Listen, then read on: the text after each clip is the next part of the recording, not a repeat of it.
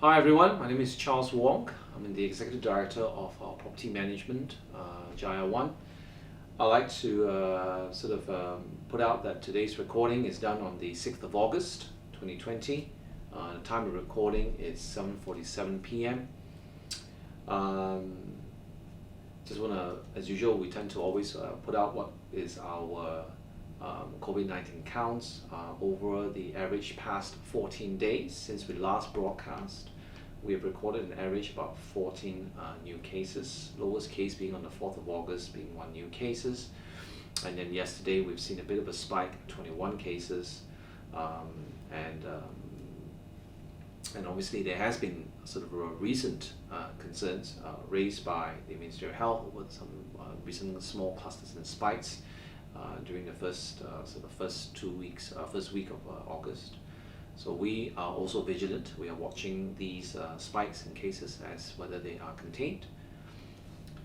As for statistics in terms of feedbacks and complaints, we received in total nine feedbacks, 2 from the residents and 7 from commercial, of which 6 are from the online feedback forms, 1 from email, 0 phone calls, 0 WhatsApp, and 2 from our Jaya One Facebook. Once again, we are very appreciative of our communities continue to use the channels that we have designed, and we wish to remind everyone that we remain committed to ensuring that all matters concerning the way we operate over this RMCO period, and in terms of how we are being extra careful with regards to the COVID-19. This channel will continue to remain our key communication platform and sharing platform. So please continue to support us by keeping the feedbacks coming back to us on a regular basis. Well, let's start with some questions. There are no big announcements this particular round, so we're going to kind of dive straight into questions. So we're going to start with questions coming from customers. So I'll start with the first question. Right. I'd like to. There are actually 2 sections regards to this particular complaint. One is regarding to the level of lighting in the parking basement. The other one is relating to roaches being seen at the sewage pipes in terms of at the ceiling of P3 parking area. The first thing is let's kind of address the lighting area. Whilst this may be as frustrating it is for the customer, it's also equally frustrating for us that we are unfortunately still in the area of recovery from a financial point of view. So we have previously reported that we do need to think of means to conserve our costs and cash flows, and we anticipate that these conservation will continue until December. We have, however, improved lighting conditions in certain locations based on the feedbacks that we have gotten. But no doubt they are not the same as it was prior to the MCO. And we really want to apologize for what is going through right now. I have actually discussed it with marketing, and I understand that there will be this continuous expectation gap between the lighting level in terms of what customers and tenants would like, but also looking at in terms of what, from a management standpoint, the financial aspect of it, how are we going to narrow this gap over time? I guess the first thing we do want to look into really is to start with some kind of a communication program to educate people why things are the way they are. Because I'm aware that not everyone watched this video, this broadcast. So we will be looking at probably some form of publicity over our apologies that we're going to have to make within the car park areas that will be visible to tenants, will be visible to customers as you drive in, where we want to apologize for the state of the lighting and whatnot, and we will hope that things will get better, and as they do get better, that the lighting level will continuously improve. what we are seeing is we are in a position where right now we want to take the view that we are still slowly opening Jaya One. As much as things have improved dramatically since May and June period. In July, you do see a big difference compared to May and June period. Every month as you visit Jaya One, you do see a distinct difference in many areas. And we are doing that. We are slowly making those improvements. We are slowly opening it up. But we want to be extremely careful as well. And from a health and safety perspective in terms of the COVID-19, but also from a financial perspective as well. And we understand that these two tend to conflict in terms of each other, which is why this expectation gap exists. We're not going to see a leap improvement. We're going to see progressive improvements unless there will be a second lockdown, so which we are hoping that will not happen. But in this case, this will also give time for the financial part to adjust itself as we move along. The other aspect goes into this roaches, this area of pest that was reported by this particular customer. I just want to sort of put in place that we have a regular pest control contract within the areas of the car parking basement. We have a contract where we see in terms of roaches and pest, general pest control contracts where we see twice a month these contracts will come in and actually do a pest control treatment. And then once a month they'll come in and do the fogging. This is for mosquitoes. And this is done throughout the whole basement. Now, like all pest control or anything in areas with pests, the contracts that we have engaged essentially will enable the sort of pest to be minimized, to be controlled, to be under control, to ensure that population won't spread. We're constantly monitoring roaches, rats, and all that. And as far as what we are concerned, in the history of Jaya One, we've never had any particular outbreak. We've never had any situation where we see any pests getting out of control. And so, but what it is that it's never 100%. Okay, because we are essentially dealing with elements that are that's out of control. For example, depending on our neighbors, what they're doing, and what kind of activities our neighbors are having, these will also see migrations of pests between neighbor lands as well.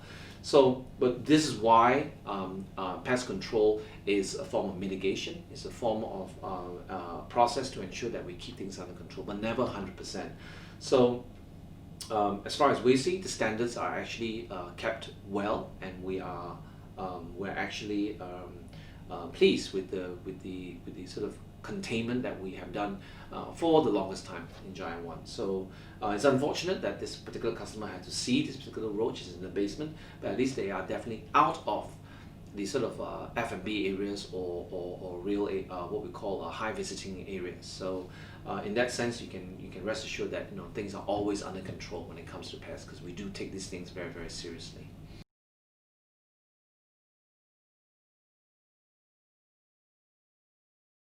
Right, again, there's two parts in this question. One, let's talk about the particular washroom that this particular customer is referring to. We do admit that in the recent weeks, the toilets have become a little bit more difficult to manage. One of the things that we are starting to see is that we're seeing that as construction activities are happening with our neighbors, we are actually seeing our toilets and our public toilets being used by a lot of other sort of contractors or other neighboring lots can use our toilets. So it's making it challenging for us to keep things clean, and this also explains why toilet papers are running out more quickly than we expect. We're actually working on this right now to see whether we can increase and intensify the cleaning. But again, given where we are, sort of RMCO period, great economic, great financial challenges, we're also struggling. We're trying to see how we're going to again sort of meet those expectations. So, but again, we're working this out, but we're aware of the problem. We're aware of where this is coming from. I guess it's just seeing that how we're going to overcome this, okay, without crippling again financial aspect of the management. As for the lighting area, this is a complaint that we have received a while back. I have been assured by my management team that the lighting level has actually on this particular floor and this particular area has been improved. In fact, the lighting level from the morning until 9:45 p.m. has been actually improved in order to facilitate these children and parents moving through these areas between Children's House and the ballet school. So I think we have pictures we just want to put out onto this broadcast just to evidently show that these pictures were taken in about the afternoon time around 3 p.m. And here in these pictures you can clearly see that the lights have actually, they are on and they basically remain on, and I've been assured they remain on until 9:45 p.m. Next question.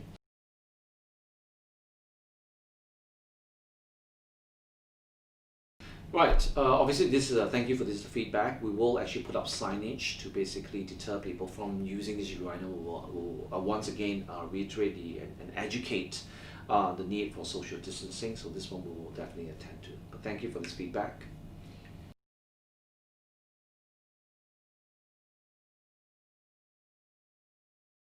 Alright, so this again has been brought up on several occasions. I'm going to reiterate my answers is that we have actually placed order for these so-called water spouts dispenser. They, as I mentioned in my previous broadcast, they are to be attached to the actual toilet seats so that it's kind of like a built-in deep bidet, which we will actually put onto the toilet seat itself.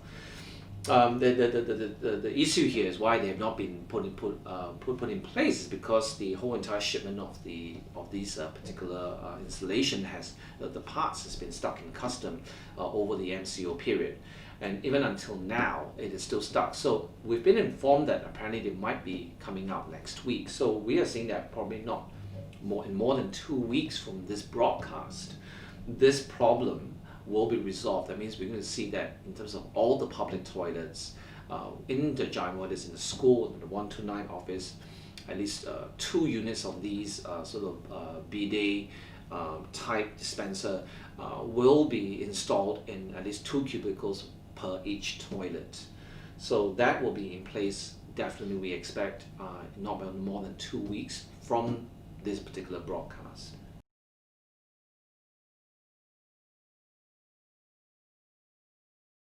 Alright, this is not the first time we've received this particular complaint, and I think in the past someone did actually raise this up, and what we did was we actually extended the lighting hours to 12 midnight. The only thing is I think we extended it on the ground floor. We didn't actually kept the lighting level on level 8, the lift lobby in terms of Jaya One. So so I'm under the impression, based on this complaint, that it's a female, and she was probably using this lift lobbies after midnight, and also I think it's also referring that the level 8 possibly may be dark as well. So I think the safest area thing we can do right now, because the lobby lighting area isn't that big, we're going to extend the lighting to 6 a.m. in the morning, and what we're going to do is we're going to make sure that the lighting level on in terms of Jaya One, where residents will use, in terms of level 8 and level G, will be extended to 6 a.m. in the morning. And if those lifts do access to basement levels, we will also make sure that the lobby areas on the basements will be kept on to 6 a.m. in the morning.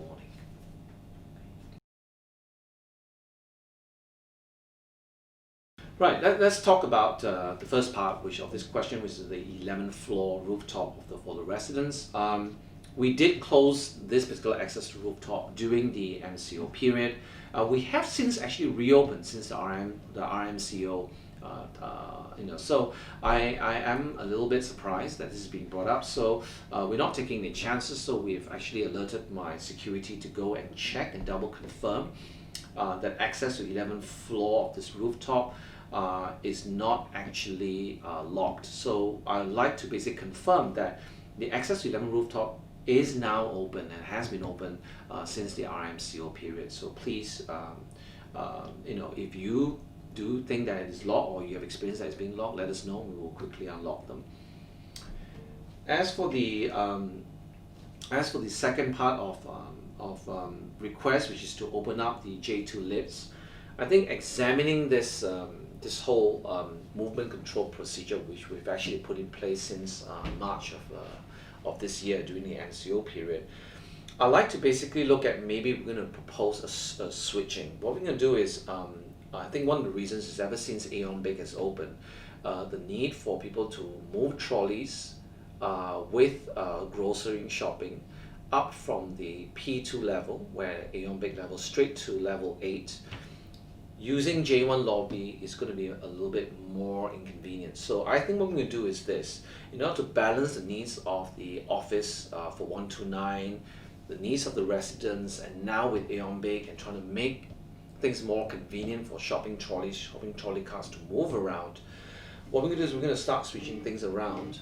We are going to look at possibly opening up J2 lifts, when we'll open up the access from P4, P3, P2, P1, level G, and then all the way up to level 8 of the residence floor.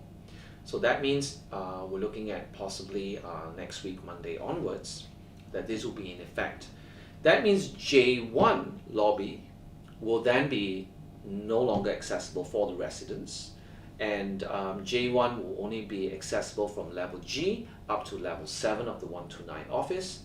The lift 11, which is at the R2 site, will still be accessible for residents if they want to use those particular lifts. So I think this will be a good balance that will appease to everyone's needs, and I think we'd like to try that for about a month from Monday next week onwards. Right, I think that's kind of brings us to all the answers to our questions. I'd like to basically wish everyone well. Obviously, we are still in the RMCO period. We are still sort of learning from even the most recent changes and restrictions and governments have actually imposed. And so we are still, I'd like to remind everyone that we're still in that phase, and I do hope that as much as we want to get there as quickly as possible, you know, we still want to do things carefully and slowly.